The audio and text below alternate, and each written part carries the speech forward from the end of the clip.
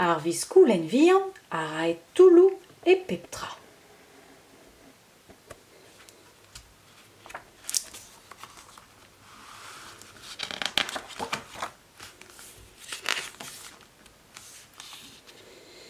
Loargann a zo.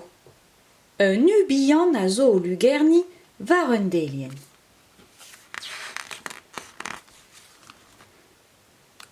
Emañ an heol o sevel bremañ. Ar zul eo. Brav eo an amzer, a tomm eo. Neuze, klek klak e tispak diouzh an nu ur viskoulenn vihan na on bras gati. Ai, en hent da glaske boued. Da lun e kav un aval.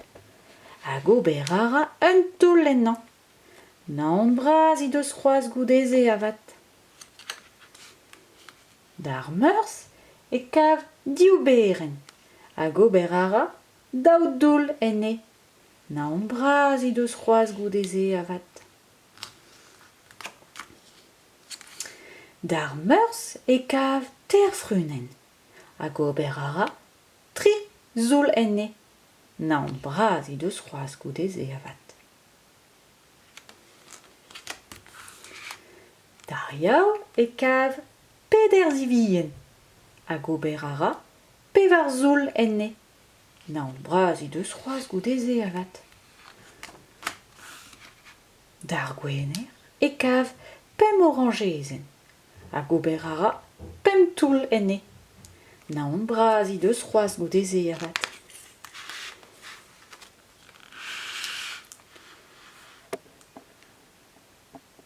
D'ar zadorn e kav ur gachenn chokolat, ur skornen, ur gonkomprezenn, un tamm formaj, un tamm saucissons, ur zunik, ur skejenn baramel, ur zilzigen, un dorz baradouz, un tamm sukrinenzour, hag en aol draoù madze e ra un toull bihan. Ha poan gov ganti en noz-se. An deiz war-lerc'h emañ ar zul c'hoazh. Dre ma oa bet debret bete gre ganti an deiz a-raok e kav mat krignat un delien et ket.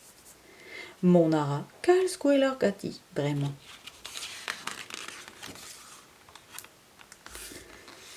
Ni deus ket ar viskoulenn vihan tamm nan ebe ken.